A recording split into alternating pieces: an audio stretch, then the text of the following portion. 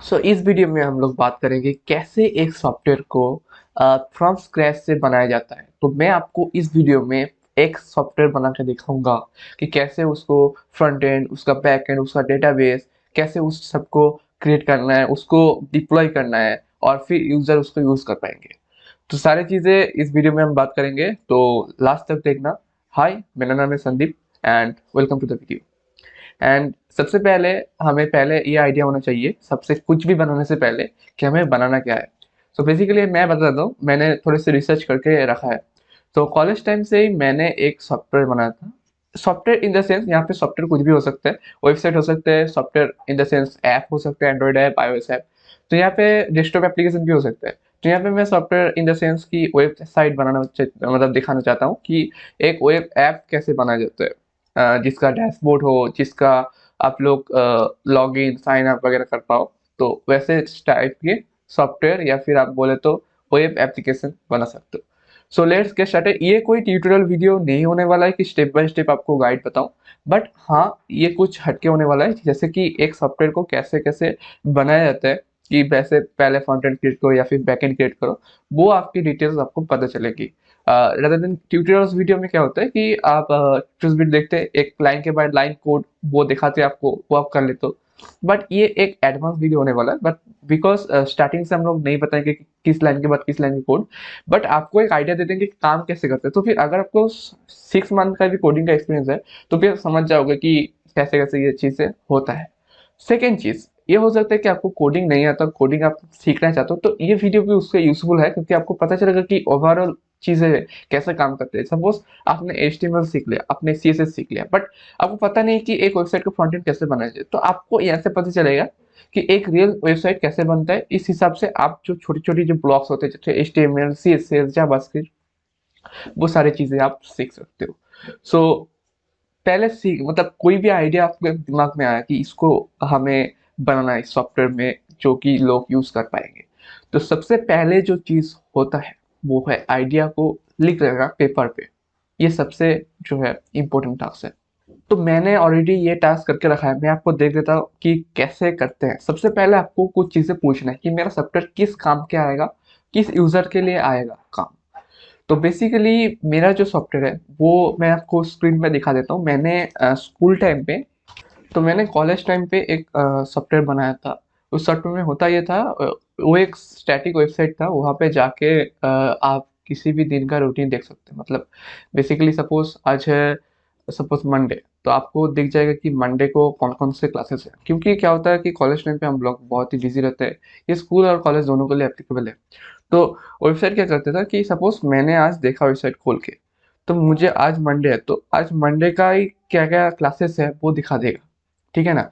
Suppose मैंने 2 बजे देखा, तो 2 बजे के पहले जो क्लासेस है, वो तो ऑलरेडी हो चुका है, तो वो दिखाने की ज़रूरत नहीं है। तो उसके बाद का दिखाएगा। जैसे ये क्लास है, तो आज का जो है आज है फ्राइडे, तो फ्राइडे को कुछ सब्जेक्ट था नहीं हम लोगों का, वो छुट्टी था। दैट्स व्हाई यहाँ पे कुछ ब्लैंक दिखा रहा है, मैं कुछ डेट चेंज करके आपको दिखाता हूँ। जैसे कि यहाँ पे मैंने सेट कर दिया दूसरे डेट को, तो यहाँ पे आप देख सकते हैं कि सपोज आज का क्लास क्लास क्या क्या डेट है। तो होता है कि सपोज मुझे देखना है कि आज कौन सा क्लास है, तो मुझे एक तो है कि जो रूटीन होता है, जो PDF में होता है, वो मुझे देख चेक करना होगा कि आज का दिन का क्या है। तो वहां से आप देखोगे, अच्छा संडे मंडे, अच्छा मंडे को कौन कौन सा क्लासेस है। प्लस सपोज आप 2 क्लासेस हो गया ऑलरेडी, तो आपको चेक करना चाहिए एक क्लास हो गया और उसके बाद ये वाला क्लास है। तो ये बहुत ही इनकन्वीनियंस है। तो इसलिए मैंने ये क्रिएट किया था, आई थिंक कॉलेज के सेकेंड ईयर में मैंने ये क्रिएट किया था। तो इससे ये मेरे कॉलेज के ज़्यादातर बच्चे ये यूज़ करते थे, मेरे क्लास के लिए मैंने बनाया था ये चीज़। तो बहुत सारे लोग इसको यूज़ कैसे करते थे मैं बताता हूँ। सपोज़ आज है, मैंने डेट चेंज किया, तो आज है ट्यूसडे। तो ट्यूसडे को क्या-क्या क्लासेस होता है, जैसे कि यहाँ पे ई-कॉमर्स की क्लास है, कुछ TMP का क्लास है, कुछ साइबर लॉ सिक्योरिटी का क्लास था। तो वैसा क्लास था और नीचे टीचर का नाम था, कितने बजे से कितने बजे क्लास। तो सपोज़ किसी दिन ये पेज अगर कोई खोलता था, तो फिर उस दिन का ही सिर्फ दिखाता था। तो ये एक बहुत ही अच्छा चीज़ था कि अ, आज मुझे देखना है कि कौन-सा क्लास है, वो चेक करने के लिए ये चीज़। तो ये बेसिक सॉफ्टवेयर लग रहा होगा, बट एक्चुअली ये बहुत ही यूज़फुल सॉफ्टवेयर है, जो मैंने बनाया था मेरे कॉलेज टाइम पे, जो ज़्यादातर यूज़ होता है। इसका एक एडवांस वर्ज़न भी मैंने बनाया था, जो कि है टेलीग्राम बॉट। तो टेलीग्राम बॉट में क्या होता था कि ऑनलाइन जब क्लास होता था जब कोरोना के टाइम पे, तो लोगों के पास वो मतलब 1-2 क्लासेस गैप गैप करके होता था, तो उनको याद नहीं होता था। अगर कॉलेज में रहते थे तो फिर तो शहर आ जाते थे, तो फिर तो उनको पता चल जाता था, तो फिर वो क्लास अटेंड कर लेते थे। पर जब घर पे होते थे तब पता नहीं चलता था कि कब क्लास है, कब क्लास कौन सा क्लास कैंसिल हो गया है। तो उसके लिए क्या किया था मैंने, ये सारा जो रूटीन का क्लास था वो ही मैंने कन्वर्ट कर दिया था एक टेलीग्राम बॉट पे। तो सपोज मुझे 11 बजे से एक क्लास है, ठीक है? तो मुझे याद रखने की ज़रूरत नहीं है, और वो 11 बजे वो जो टेलीग्राम बॉट है, वो आपको मैसेज कर देगा कि 11 बजे से सपोज़ क्रिप्टोग्राफी का क्लास है, और उस क्लास का लिंक भी, मीट का लिंक, गूगल मीट का लिंक, या फिर ज़ूम पे होता है तो ज़ूम का लिंक भी सेंड कर देगा। तो फिर डायरेक्टली 11 बजे नोटिफ़िकेशन आ जाएगा, तो आप क्लिक करके जॉइन करते होगे। तो ये मैंने क्रिएट किया था, ये बहुत सारे लोगों ने यूज़ किया था मेरे क्लास का। सो बेसिकली उसका ही एनहांस वर्ज़न में बना हूँ। अभी टेलीग्राम बॉट में नहीं जाते, क्योंकि उसके लिए मैं एक सेपरेट ऐप भी बनाने की सोच रहा हूँ, but in the first MVP मतलब मिनिमम वायरेबल प्रोडक्ट में मैं ये सोच रहा हूँ कि सिर्फ और सिर्फ ये जो 2 डेज़ क्लास है, इस पे अगर कोई भी आए तो ऐसा रूटीन क्रिएट कर सकते, क्योंकि ये स्टैटिक पेज है, तो इसमें कोई बैकएंड नहीं है, ये सिर्फ फ्रंट एंड में जावास्क्रिप्ट के थ्रू मैंने जो भी रूटीन है वो डाल रखा है जावास्क्रिप्ट के जेसन फॉर्मेट में, और वही उससे पार्स करके ये दिखा रहा है यहाँ पे। बट क्या होता था कि क्योंकि मैंने मेरे सेक्शन के लिए बनाया था ये, तो बाकी सारे सेक्शन के लिए भी लोग बोल रहे थे कि बना दो। बट आई थिंक ये रिपीटेटिव होता है कि भाई ये भी बोल रहा है उसके लिए भी बना दे, तो मैंने एक के लिए बना दिया था। बट वो अपडेट भी उनको ही करना था, क्योंकि सपोज कोई क्लास जो है वो चेंज हो गया है, दूसरे टाइम पे हो गया है, तो वो मुझे आके बोलते थे। मेरे क्लास में तो मैं कर देता था, बट उनके क्लास को भी मुझे, तो वो सारे के लिए। और प्लस ये स्केलेबल नहीं है कि सपोज किसी और कॉलेज का करना चाहता है तो वो भी क्या मुझे मैसेज करेगा, वो तो नहीं है ना। तो रादर देन कि हम लोग एक प्लेटफॉर्म बना दे जहाँ पे आके वो बंदा या बंदी जो आके वहाँ पे जो अपना रूटीन है वो डाल सके, उसको अपडेट कर सके, और उसको एक रूटीन का वैसे पब्लिक पेज मिल जाए जो कि वो अपने स्टूडेंट के साथ, टीचर हो तो स्टूडेंट के साथ या फिर क्लासमेट के साथ वो शेयर कर पाए, और वो अपडेट भी कर पाए इजीली। तो यही बनाना है मेरा आइडिया, इसके अराउंड ही है। तो मैंने कुछ डिज़ाइन बना के रखा है फ्रंट एंड का। तो सबसे पहले मैंने ये तो फिगर आउट कर लिया कि क्या-क्या मुझे बनाना है। एक स्टूडेंट या फिर कोई टीचर है तो उसको रूटीन बनाने का एक्सेस मुझे देना है। तो उसके लिए पहले तो है डैशबोर्ड बनाना होगा, लॉगिन कर पाएगा, साइन अप कर पाएगा। और लॉगिन साइन अप अभी के लिए मैं Google sign in method use करूँगा, क्योंकि वो कन्वीनिएंट है रादर देन कि उनको उनको ईमेल आईडी पासवर्ड लेने के लिए, क्योंकि बहुत सारे लोग इतना भी नहीं कर सके। और गूगल साइन इन या फिर गूगल साइन आउट, ये जो है वो बहुत ही ईज़ी है, जस्ट 1 क्लिक में हो जाता है साइन इन या साइन आउट।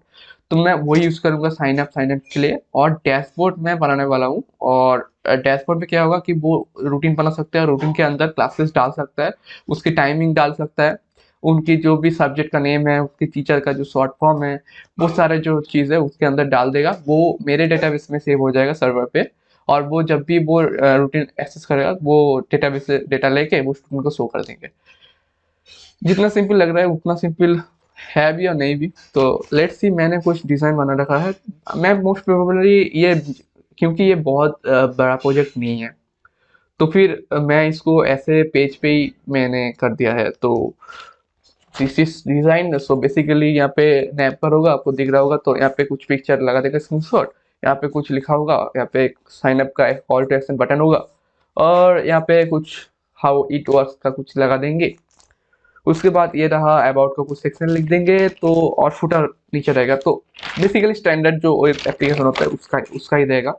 और उसके बाद रहेगा डैशबोर्ड। सो ये रहा डैशबोर्ड। डैशबोर्ड में क्या होगा, फर्स्ट टाइम अगर कोई आएगा तो क्रिएट न्यू बटन का दे देंगे कि न्यू रूटीन क्रिएट करो। और फिर यहाँ पे अगर रूटीन ऑलरेडी क्रिएटेड है तो उसके लिए यहाँ पे कुछ एडिट वाला बटन और कंफर्म बटन, डिलीट बटन, वो तो रहेगा ही जो बेसिक फंक्शनलिटी है।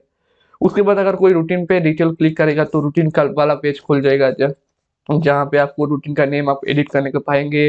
वहाँ पे कितने सारे डेट को, संडे को कौन से कितने क्लासेस हैं, अगर मंडे को क्लासेस हैं भी तो, और सारे चीज़ें जो है वो यहाँ पे शॉर्ट फॉर्म में दिखाई देंगे। यहाँ पे व्यू या फिर एडिट कर पाएगा वो चीज़, ठीक है। तो उसके बाद वो एक एक इंडिविजुअल डे पे जाके सपोज मंडे को जाके वो क्लासेस ऐड कर सकता है। तो उसके लिए ये वाला चीज़ है, क्लास नेम, टीचर का शॉर्ट नेम और टाइमिंग वगैरह डाल सकता है, डिलीट कर सकता है, अपडेट कर सकता है। और वो क्रिएट करने के बाद वो जब पब्लिश पे क्लिक करेगा तो फिर उसका पब्लिक रूटीन यूआरएल उसका बन जाएगा, वो सिमिलरली इसके तरह दिखेगा। बट फ़र्क इतना होगा कि वो डायनामिक होगा, वो डेटाबेस में स्टोर कर पाएगा, वो जब भी अपडेट करेगा ये भी अपडेट हो जाएगा। और बेसिकली यही है। और मैं 2-4 चीज़ें और ऐड करने वाला हूँ बेसिकली।